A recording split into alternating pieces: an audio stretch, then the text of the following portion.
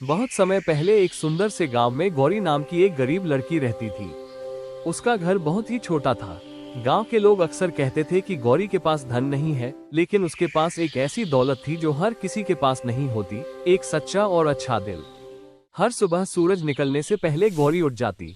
वह अपने छोटे से घर को साफ करती, आंगन में पानी छिड़कती और फिर पूरे श्रद्धा भाव से माँ लक्ष्मी की पूजा करती। वह हाथ जोड़कर धीरे से प्रार्थना करती, हे माँ लक्ष्मी, मेरे घर में धन हो या ना हो, लेकिन मेरे दिल में दया और अच्छाई हमेशा बनी रहे।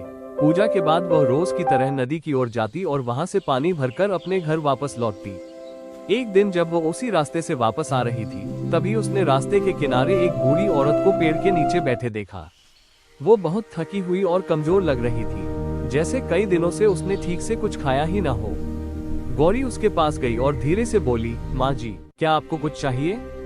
बूढ़ी औरत ने कमजोर आवाज में कहा, बेटी, मुझे बहुत भूख लगी है, क्या तुम्हारे पास थोड़ा सा खाना है? गौरी के पास उस समय सिर्फ एक ही रोटी थी, जो उसने अपने लिए रखी थी।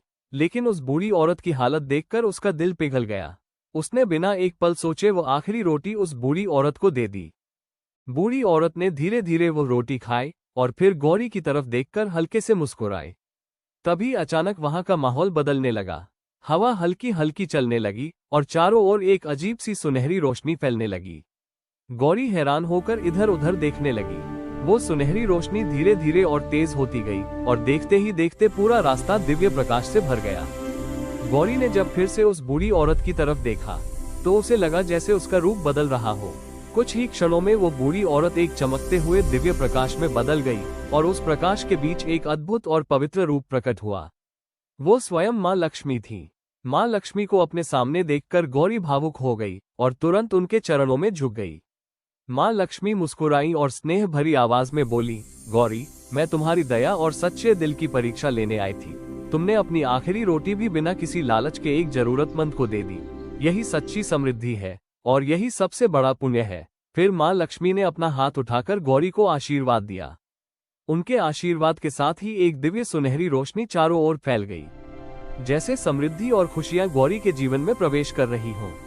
माँ लक्ष्मी बोली, आज से तुम्हारे जीवन में कभी कमी नहीं होगी। तुम्हारे घर में हमेशा सुख, शांति और समृद्धि बनी रहेगी। ये कहकर माँ लक्ष्मी धीरे धीरे उस दिव्य प्रकाश में विलीन हो गई।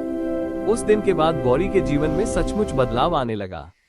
उसके घर में धीरे धीरे खुशियां आने लगी और उसकी मेहनत रंग लाने लगी।